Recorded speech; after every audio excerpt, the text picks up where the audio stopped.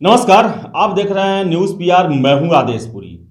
बिहार में बजट सत्र कल से शुरू हुआ और नेता प्रतिपक्ष तेजस्वी यादव सदन में खड़े होते हैं तो एक मुद्दा उठाते हैं, वो भी बिहार की मैट्रिक परीक्षा में धांधली को लेकर, क्वेश्चन वायरल को लेकर। आप समझ सकते हैं कि तेजस्वी यादव जो हैं युवा, रोजगार और परीक्षाओं को लेकर कितने सतर्क रहते हैं और कितना इस पर ध्यान देते हैं। हमेशा ट्वीट करते हैं इसको लेकर। और उनके कहने के बाद, सदन में मामला उठाने के बाद, कल जो सोशल साइंस की परीक्षा हुई थी उसे कैंसिल किया गया और जो क्वेश्चन वायरल किया उसे गिरफ्तार किया गया है। तो क्या अब प्रश्न उठता है कि जब तक तेजस्वी यादव सरकार को बोलेंगे नहीं तब तक क्या सरकार कोई सुनवाई नहीं करने वाली है।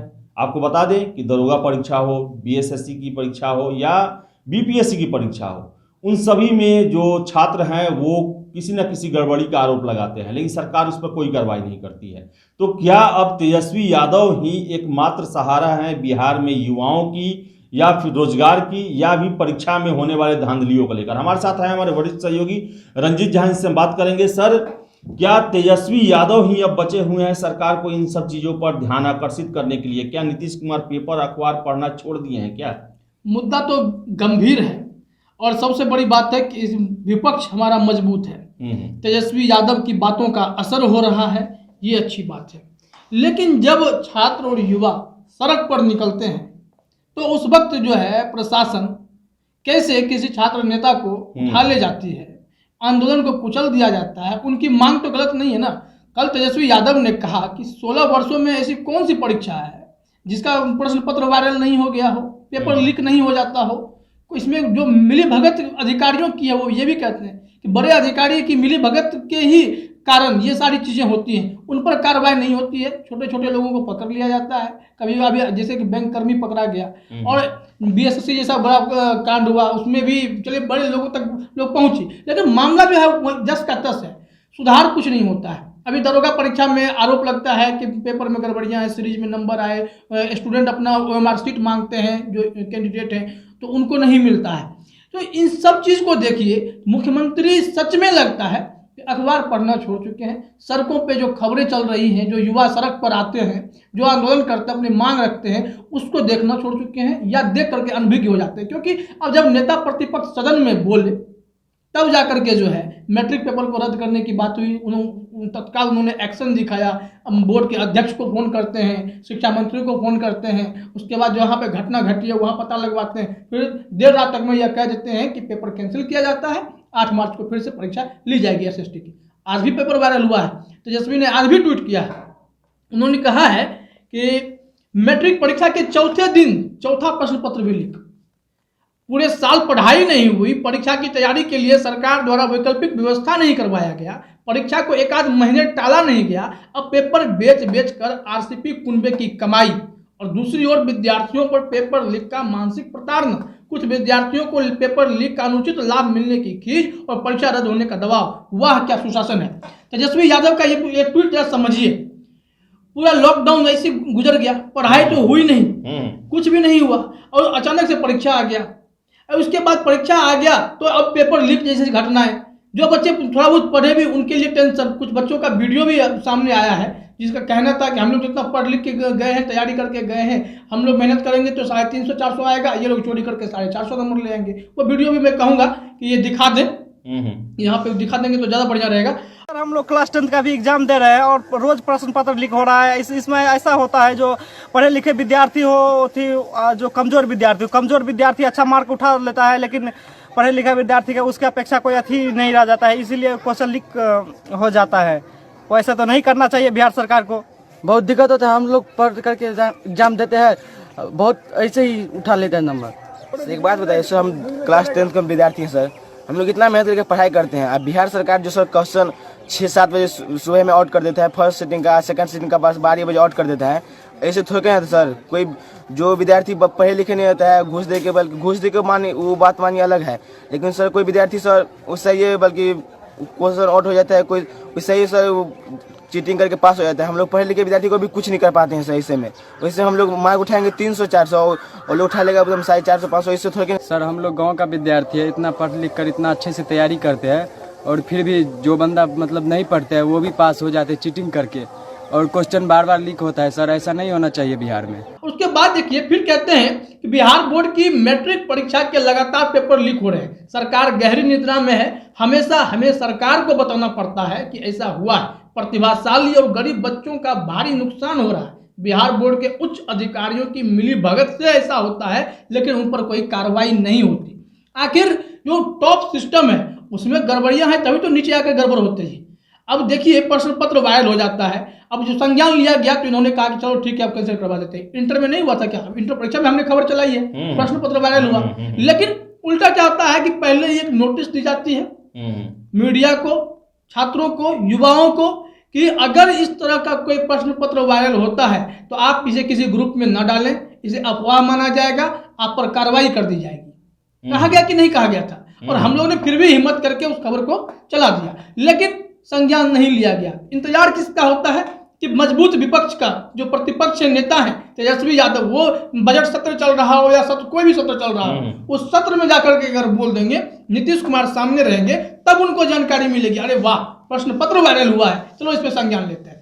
आमतौर पर किसी की बातों का यकीन सरकार को नहीं होता है। सरकार का काम होता है बस यही है कि मैनेज कर देना है। बिहार बोर्ड में आनंद किशोर अब इसके लिए बहुत फिट है, और हर एक साल प्रश्न पत्र वायरल होता है, हर एक साल हम लोग हर साल खबर चलाते हैं, लेकिन इस बार संयोग से तुक मिल गया और तेजस्वी यादव इस मुद्दे को रगड़े हुए, पकड़े हुए हैं, तो सरकार जो सर ये नीतीश कुमार क्या इतने असंवेदनशील नेता हो गए हैं कि पिछले साल लॉकडाउन रहा, क्लास नहीं चला, अभी स्कूल खोलने की तैयारी चल रही है, मैट्रिक का परीक्षा हो रहा है, क्वेश्चन पहले वायरल हो गया, 15 लाख के आसपास परीक्षार्थी शामिल हो रहे हैं, लगभग कितने करोड़ क्वेश्चन उत्तर पत्र होंगे आंसर शीट, 1-1.5 महीना में चेक करके रिजल्ट दे दिया जाता है। क्या आपको लगता है कि ये पूरी प्रक्रिया जो है बिहार में पारदर्शी चल रही है? शिक्षा व्यवस्था अपारदर्शिता का शिकार हो गया है? सबसे बड़े जड़ को, जो जड़ है, शिक्षा के बिना आप भविष्य की कल्पना कर ही नहीं सकते हैं, तो इस शिक्षा व्यवस्था को ही चौपट करने की कोशिश हो रही है। जैसे तैसे एग्जाम कंडक्ट करना। सीबीएसई बेवकूफ़ है क्या जो उसने उतना समय दिया कि हम मई में परीक्षा लेंगे? क्यों दिया? क्योंकि समय है, आप पढ़ाई कर लीजिए। यहाँ पर तो कोटा पूरा करना है, बच्चों की भी मानसिकता है, सबके दिमाग में अब यह सेट हो गया बिहार बोर्ड से पढ़ रहे हैं तो किसी तरह पास कर लेना है, इसके सरकार भी पूरी व्यवस्था कर देती है। आप प्रश्न पत्र वायरल हो जाता है, कॉपी जैसे तैसे चेक हो जाएगी, और 1 महीना के अंदर आपको जो क्वालिटी एजुकेशन के बजाय आपको यह रिकॉर्ड बनाना है पूरे विश्व में, हम सबसे जल्दी मैट्रिक इंटर का रिजल्ट दे देते हैं। अगर आप इस पैटर्न पे चल पड़े हैं, इससे आपकी छवि सुधर जाएगी। छवि नहीं सुधरेगी, आपके बोर्ड की छवि और बिगड़ रही है। ना आप प्रश्न पत्र को वायरल होने से रोक पा रहे हैं, ना आप क्वालिटी एजुकेशन दे पा रहे हैं, और साथ ही साथ बदनामी का बोझ लिए घूम रहे हैं। अब बदनामी इस कदर हो रही है कि सिर्फ मैट्रिक इंटर ही क्यों, आप तमाम तरह की परीक्षाओं पे जब हम लोग खबर करते हैं तो ये दिखाते हैं ना कि आरोप लगते हैं उस बोर्ड पे, उस आयोग पे, कि आप जब एग्जाम ले रहे हैं तो वहां पे गड़बड़ियां हैं, वहां धांधली है। सर इन सब चीजों को देखने के बाद मैं प्रश्न पूछना चाहता हूं कि नीतीश कुमार इस साल विधानसभा चुनाव में रखे थे कि 15 साल बनाम 15 साल, तो क्या आप मानते हैं कि जो शिक्षा की अभी स्थिति है, क्या लालू राज की शिक्षा से ज्यादा खराब है या उससे अच्छी है? मैं दोनों को गड़बड़ मानता हूँ। दोनों सिस्टम में अपनी अपनी कमियां थी। उस वक्त प्रश्न पत्र लीक होने जैसे डिजिटल माध्यम नहीं था, लेकिन उस वक्त भी गड़बड़ियां थी। प्रश्न पत्र नहीं तो चोरी करने वाले कम नहीं थे, या एजुकेशन सिस्टम को इतना हल्का बनाया गया था कि आप इंग्लिश में पास ना करें, आपको कोई दिक्कत नहीं है, आप इस सब्जेक्ट को छोड़ दें या वैकल्पिक है, तो आप जो जरूरी सब्जेक्ट है आप उसको ही वैकल्पिक कर देते हैं, या फिर कह देते हैं कि चलो इसका कोई वैल्यू नहीं है, बस परीक्षा दे दो, ये एटम बम है, ये गैस पेपर है, ये ले जाकर के परीक्षार्थी चोरी कर लेते थे, उसके बदले उसकी कोई परीक्षा दे देता था। तो यह सिस्टम आ गया। अब क्या नया ट्रेंड है, डिजिटल युग है। प्रश्न पत्र जहां से निकलेगा, एक फोटो तो खिंचाना है, 1 मिनट लगता है, वायरल हो जाता है। आखिर ये कहाँ से सेटिंग होता है? जब आपको याद होगा रूबी राज जैसे टॉपर, फर्जी टॉपर पकड़े गए थे, तो कहाँ से कहाँ सेटिंग हो गई थी। बिहार बोर्ड के उस वक्त के चेयरमैन लालकेश्वर प्रसाद, उस कॉलेज के बच्चा राय, वो उस लेवल के लोग उसमें शामिल होते थे। तो क्या गारंटी है कि अभी जो बैंक कर्मी पकड़ाया है, बैंक कर्मी ही बलि का बकरा नहीं बना हो? कोई और भी हो सकता है इसमें शामिल, उसी केंद्र पे क्यों हुआ? तो क्या बिहार में केवल बलि का बकरा बनाने का खेल चल रहा है क्या? कि अगर मुजफ्फरपुर मामले को देखें तो ब्रजेश ठाकुर को बना दिया गया, अगर आप देखें रूपेश सिंह हत्याकांड ऋतुराज को बना दिया गया, अगर आप मैट्रिक घोटाला देखें तो लालकेश्वर और बच्चा राय को बना दिया गया, बीएसएससी देखें तो परमेश्वर राम को बना दिया गया और सुधीर कुमार को बना दिया गया, और अगर आप अभी फिलहाल देखें तो 3 के बैंक के कर्मचारी को बना दिया। तो बिहार में केवल क्या फंसाव की राजनीति चल रही है क्या? फंसाव की बचाव की राजनीति है, फंसाव की है, बचाव है। कोई ना कोई संरक्षित तो हो ही रहा है, कोई ना कोई इसमें जो बड़ा सेक्टर बैठा हुआ है वो संरक्षित हो ही रहा है। आखिर ये पूरा खेल है ना, क्योंकि इसमें आमदनी का जरिया है।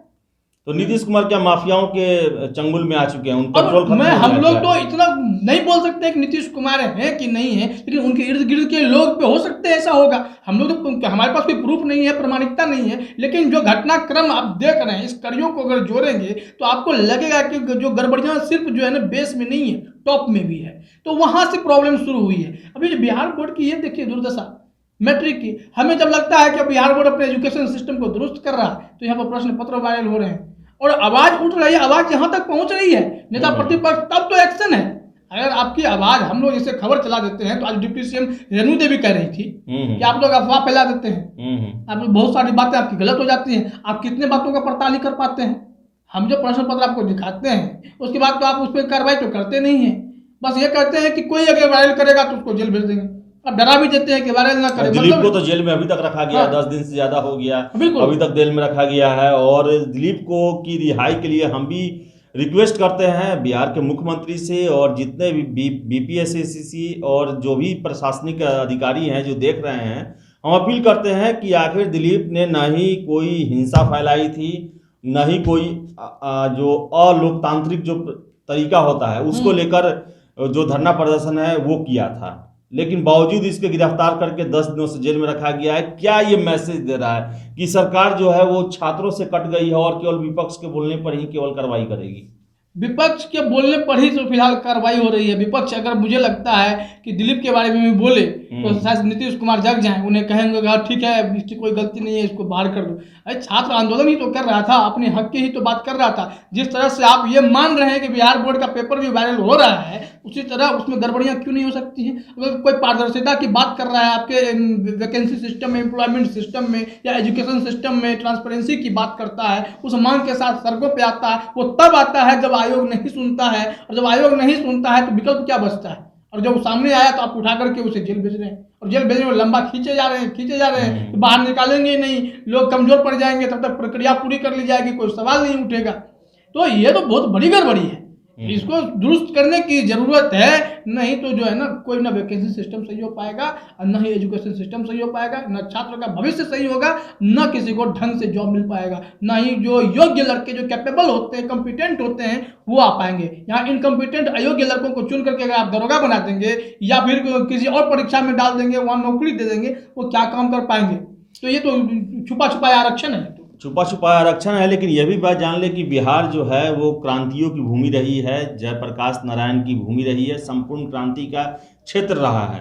तो ऐसे में जो छात्र हैं वो लामबंद हो रहे हैं और उनकी काफ़ी नाराज़गी सरकार के प्रति है, सरकार के रवैयों के प्रति है, सरकार के संस्थाओं के प्रति है और सरकार के कार्यप्रणाली के प्रति है। तो सरकार विपक्ष का ही इंतजार न करे, तेजस्वी यादव के ही आरोप लगाने का इंतजार न करे, बल्कि जनसंवाद करे, छात्रों से बात करे, उनके भविष्य के लिए सोचे, उन साथ आए, उनको अपना एक अंग माने, हिस्सा माने, भविष्य माने, तो ही बिहार जो है एक समय में मजबूत बन पाएगा, विकसित बन पाएगा, आत्मनिर्भर बन पाएगा। फिलहाल इस वीडियो में इतना ही। वीडियो पसंद आए तो लाइक शेयर करें, हमारे चैनल न्यूज़ पेपर को सब्सक्राइब जरूर कर लें। बहुत बहुत धन्यवाद।